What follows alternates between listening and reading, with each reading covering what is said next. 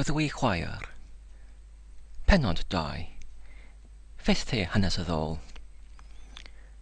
Mewn castell codidog, dwy filltir oddi wrth y môr, yn cael ei ymgylchu gan barchau eang, gerddi a'r holl dymunoldeb a'r gwelliantau y medr, celfyddyd ei chwachynegu at natur, y mae yr olygfa yn ymagor y nawr.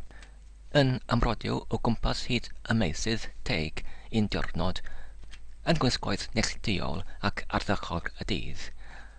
A dynodent yn llawer mwy nac a gwna gwisgoedd y dyddiau hyn, y gwahaniaeth rhwng bonedd a gwreng. Dellid gweled dau bendefig ieuanc a'r ymgon, rhangddynt yn ymddangos o diddordeb arbennig i'r dau fel ei gilydd. Edward Seymour eisoes o flaen ein darlunwyr fel yr ymwelydd cyson a'r bwthyn ar ben y graig. Ydoedd un, Arglwydd St Vincent a gelwyd y llall, pendefig a gydabyddyd fel un o rhai harddaf yn gystal â mwyaf uchelfrydig yn holl amgylchoedd y llys. Seymour, medda'r iarl, arwydd yn disgwyl i chwi fy llongyfarch am rhan fy ffawd rhyfeddol da. Roedd y greadur mwyaf lwcus trwy holl swydd Kent, ac roedd yn awyddus i fynegu i chwi y sydd yn proffesu cyfwllgarwch am mi achos fy llawenydd. Y mae Arglwydd St Vincent mewn tymor hynod o foddus, meddai Seymour gan chwerthin. Da chwi, peidiwch am cadw yn hir mewn pryder, gadewch i mi ar unwaith gael y wybodaeth a rydd i mi o'r grefwch. Orwydd mor llawn pryn y gwn yn pa le i ddechrau, meddai iarl, ond roedd i mi yn gyntaf adrodd i chwi yn fer rhan o'r anturiaethau. Roedd wedi ei gwneithir yn ystod fy oes fer, ond llawn o digwyddiadau. Gwyddwch yr ystyried fi yn gyffredin yn dyn ieuang golygus a tham baid, da yr olwg, a digiro o benderfyniad diwed y bondedig gysau o leiaf yn bod felly, ac yma gennyf achos i credu a diwedi'r hyn yn wir. Gallaf yn ffrostio mewn llawer o glywyddiant yn rhinwedd ac oherwydd yr onsoddau hyn.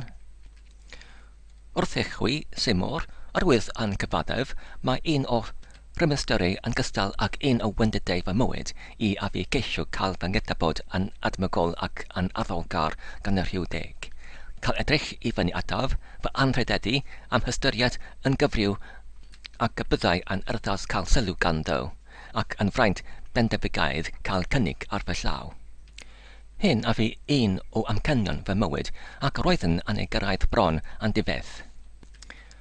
Onturiais lawer yn y cyferiad hwn a phob amser gyda llywyddiant godidog llawn digon i foddhau holl oferedd fy meddwl, pa fodd bynnag arwydd ar fedr cyfaddef i chwi i mi ar un achlysur gael fy ngorffygu yn hollol a hynny pan roedd llwyddo yn fwy pwysig yn fy ngolwg nac ar unrhyw achlysur arall ar hyd fy oes, ac y mae chwerwedd y siomedigaeth honno yn sero fy mywyd hynny hyd y pryd hwn.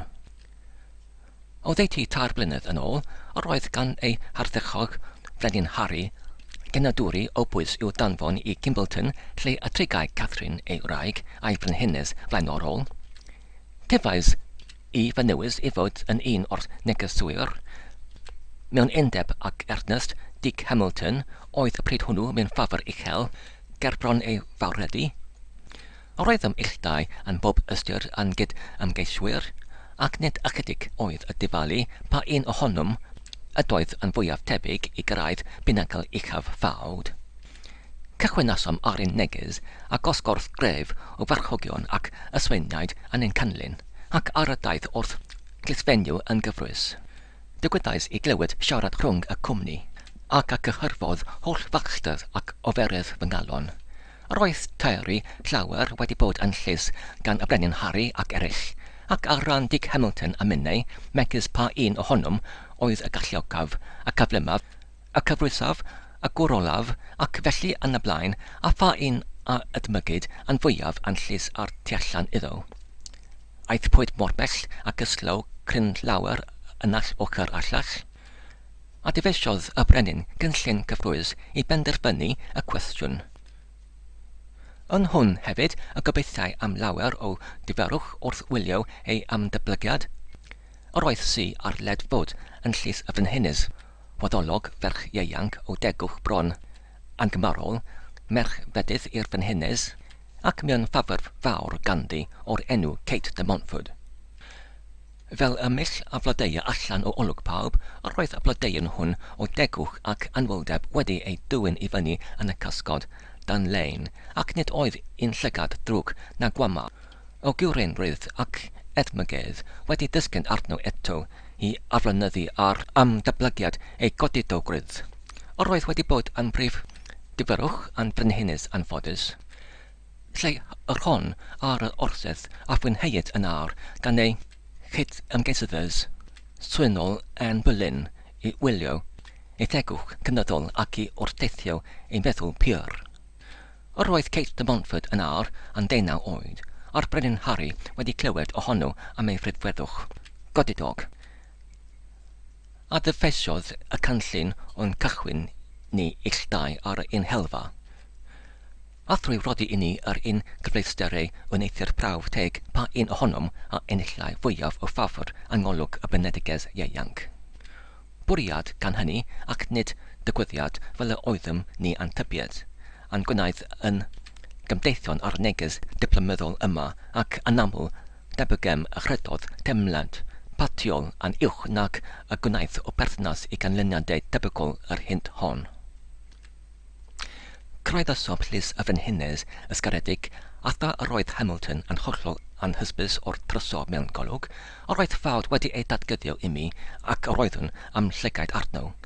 Nid oedd y son oedd ar led am degwch y ferch ieuanc yn unrhyw ormodiaeth, nid welais am llygaid erioed y fath cynllun berffaith o degwch, urddas a llesnethrydd. Digon yw dweud i'r olwg gyntaf arni gaethiw fy holl feddwl ac ennill fy holl ffryd, ac fel yr aeth popeth a etnillason o'r blaen, neu y gallwn ei ennill eto, yn ddim anfangolwg wrth a fiasau meddiannu y trysor hwn, penderfynais y mynwn ei feddiannu, penderfynais yn othfellog, gan nad faint fyddai y drael, gan nad pa a berth y byddai yn rhaid ei wneud, mae fy eddo I a byddai, Kate de Montfort. Mod dirfawr yr oedd fy holl dymer wedi ei cynhyrfu. Dechreuas ar unwaith, arferais bod dyfais a ffwb hyd, astudiais, am egniais ac am orchestais, ond y tro hwn I gyd yn ofer. Ceffais y siomedigaeth, anion ddyfol o weled Hamilton yn cael y gorau arnaf ac yn derbyn y gwenau y llaferiwn, I amdanynt mor angerddol. Ymchweddai fy mones o digyfaint wrth ei weled fel hyn yn ennill ffafr y ferch ar fam, o blegyd yr oedd frenhines hefyd yn dangos patiaeth iddo ac yn amdangos yn ei hoffi. Melltyddion ef am dwyn y trysor megis llaw ac hyd yn oed yn ar arwydd yn ei felltydio o dyfndoroedd fy ysbryd.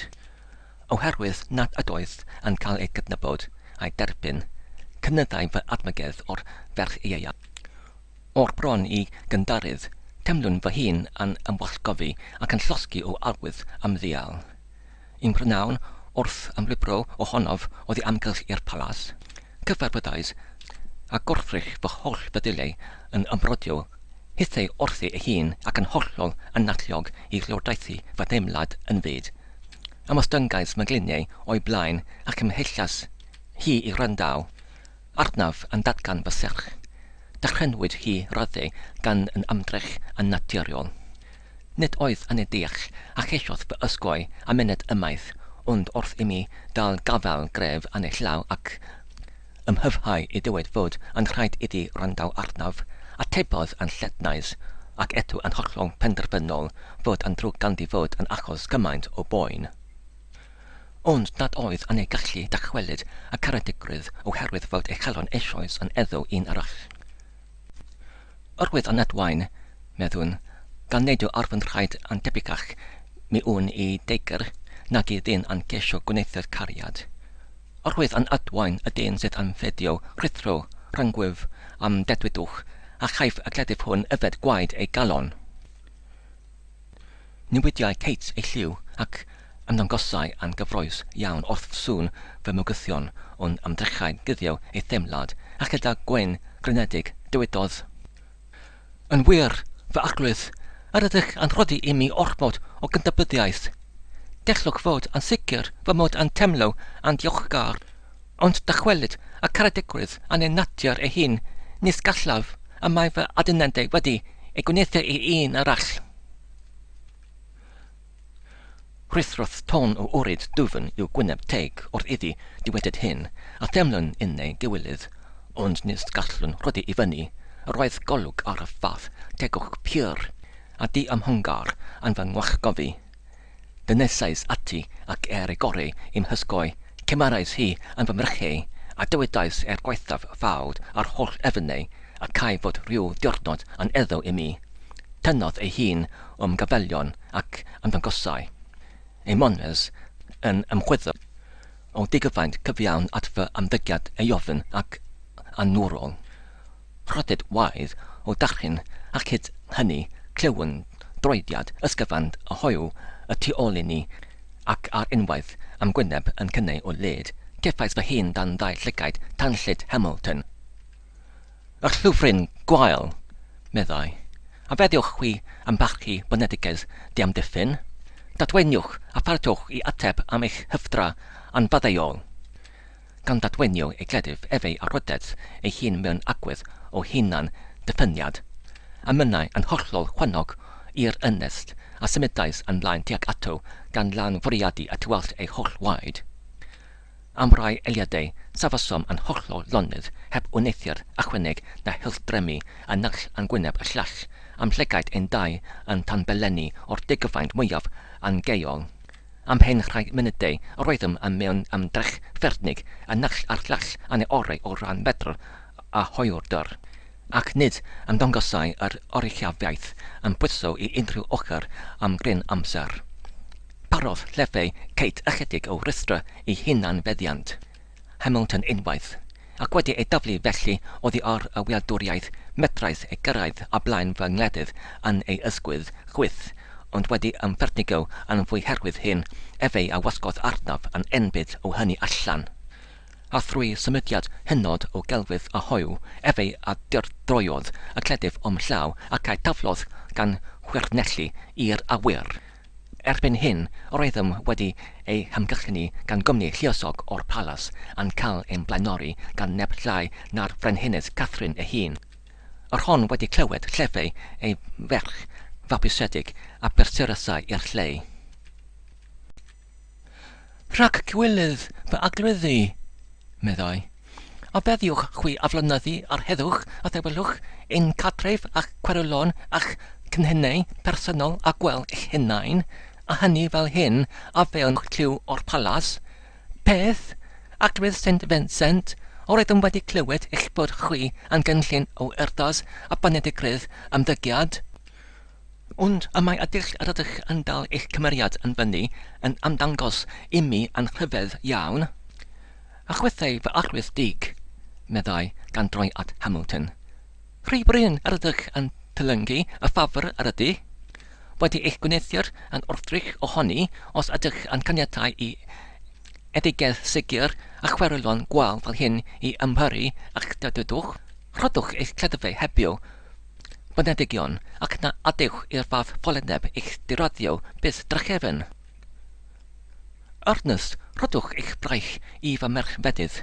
Gwelwch chi, a mae wedi ei darchynu o'r bron i fariwlau ac arweiniwch hi i'r palas. Ni ddewn ninnau eich canlyn gydag Agrydd St Vincent.